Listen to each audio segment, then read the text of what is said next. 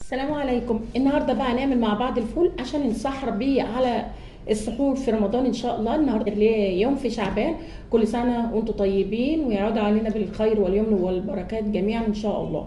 هنعمل مع بعض فول معاكم كذا مره، بس بعده لكم تاني علشان اوريكم ازاي الفول هيكون فاتح وازاي هيكون متفرز. هنفرزه بطريقه حلوه ما تخليكي لحد اخر حبايه فول يكون ما بيسودش ولا بيتاكسد معاكي ومستوي والقشره بتاعته زي المرهم كده وجميله. انا هنا بليت الفول في ميه سخنه، ميه سخنه يا جماعه مش مغليه، سخنه يعني تغلي الكاتل وتستني عليه شويه او تخلي الميه تنمل معاكي كده وتحطي معاهم معلقه كربوناتو كبيره وتبليه. هينزل سواد مع قشره الفول، هتلاقي الميه كده كلها اسودت وبقت ميه الفول. للاسف المقطع ده انا كنت مصوراه ويعني اتحذف مني علشان الموبايل كان عليه فيديوهات كتيره وكتير بيعمل معايا كده. ان انا بليت فول في ميه سخنه مش مغليه ومعاهم معلقه كربوناتو، وبعد كده كبيت الميه بتاعته من بالليل للصبح. كبيت الميه بعد النقع دوت وغسلت الفول لحد ما الميه بتاعته بقت بيضه ولحد ما ابيض كده وبقى حلو. شايفين؟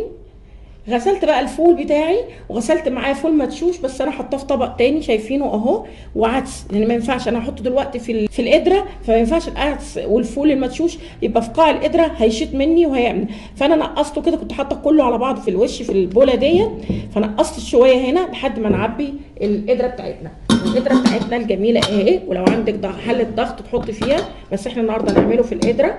احطه كده كله كده بعد ما صفيته زي ما انتم شايفين، وتنقيه بقى من كل الفوله المكشكشه اللي بتطفو على الوش دي اللي مالهاش لازمه، بتبقى الفوله الفاضيه تحطيها. ادينا حطينا الفول اهو. هنحط بقيه العدس. العدس ده عباره عن ايه؟ 8 كيلو عدس، حوالي كده 100 جرام، و100 جرام من الفول المدشوش. انا بليته مع الفول لكن العدس ما بليتوش. العدس غسلت برده حوالي كده 100 جرام فول مدشوش. هنحط كله مع بعض كده وهنزود عليه الميه المغليه بتاعتنا. هنا بقى هنحط ميه مغليه، جايبين ميه سخنه مغليه نحطه كده، ولازم تكون مغليه يا جماعه. هنا بقى معايا معلقه كبيره سكر، ودي بتفيد في ايه؟ بتفيد في تسويه الفول وتخليه زي المرهم. ومعلقه ملح ليمون، ما عندكيش ملح ليمون حطي ليمونه كامله، ما تحطيش نص ليمونه ولا ربع من ليمونه، حطي الليمونه كامله. وده عشان ايه؟ عشان ما يمررش معاكي، الليمونه تبقى سليمه تعمل لك عدم اكسده للفول وتفتحه وتخليه يستوي بسرعه. يبقى معلقه سكر كبيره، معلقه ملح ليمون صغيره، وقلنا لو ما فيش ملح ليمون هنحط ليمونه كامله. هنحط معلقه كبيره خل اهي كده، ونقلب الفول كويس ونرجع نحطه على النار.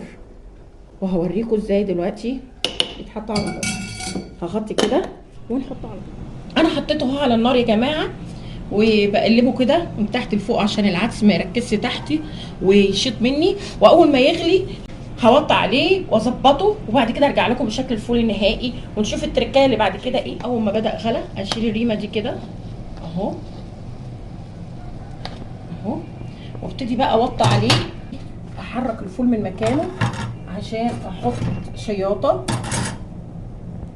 حطيت الشياطه بتاعتي، احط الفول اهو، ابتدي يغلي. اشيل بقى اي ريم كده، شايفين اهو. عادي انت هتقولي لي اللي بتحري الفول كده وبتاكسد، لا، الملح الليمون اللي حطيناها ومعلقه الخل ومعلقه السكر هتخلي الفول ده فاتح جدا ما بيتاكسدش، وفي نفس الوقت بيكون مستوي ولونه فاتح وهيعجبكم اهو. هتشوفوه معايا. هحط بقى شطه كده، هي مش هتعمل حاجه معايا بس هتدي طعم حلو للفول اهو. مش عايزين تحطوها ما تحطوهاش اهي. اقلبها كده كويس واسيب الفول بقى مع نفسه ياخد ويدي كده بشكل ودي 6-8 ساعات براحته خالص اهو. ونرجع بقى بالشكل النهائي عشان في تركايه بعد كده ساعه التقديم نقول لكم عليها اهو. يا بنات شايفين ما شاء الله تبارك الله، حطيته كده على النار اهو. شايفين لونه؟ شايفين الجمال بقى كله اهو. شايفين الحلاوه؟ بصوا الفوله بقت ما شاء الله مهريه، حساها كده من معلقه بس سخنه مولعه بقى. شايفين عامل ازاي؟ هنعمل دلوقتي تركايه. معايا هنا معلقه من النشا، شايفين؟ نحط عليها شويه ميه، هنظبطه كده يعني نسمغه زي ما المحلات والمطاعم بيعملوا بره. هنسمغ الفول رغم ان هو مش محتاج والله. بص لونه، لا حطيت له لون ولا حطيت له اي حاجه. معلقه الخل وملح الليمون ومعلقه السكر، الله اكبر، قامت يعني بدور زي الفل. شايفين اهو. سمعه كده وهقلب عشان ما يكلكعش، يغلي بقى، ياخد غلوه واحده واوريكم الجمال كله. بصوا بقى اهو، احلى طبق فول تاكليه في حياتك، احلى من بتاع مره هظلمه وابقى ظلمته لو قلت ان ده زي بتاع بره. يغلي غلوه بس كده واطفي عليه اهو يا بنات، غلى كده تقل معايا. بصوا ما شاء الله الفول عامل ازاي. نعبيه بقى ايه الجديد بقى. انا معقمه بطرمانات اهي، غليت ميه وغسلت البطرمانات كويس وحطيت فيها الميه وخليتها 5 دقايق وكبيتها ونشفتها وكده معقماها. هنشيل بقى في البطرمانات دي الفول بتاعنا عشان يبقى نشيله لما واقفلها وهي سخنه كده، لما تبرد تماما هنحطها في الفريزر. بسم الله الرحمن الرحيم اهو. ده بقى الباقي وده اللي هنسحر بيه. بصوا شايفين الفول عامل ازاي؟ شايفين اهي، وادي الفول اهو.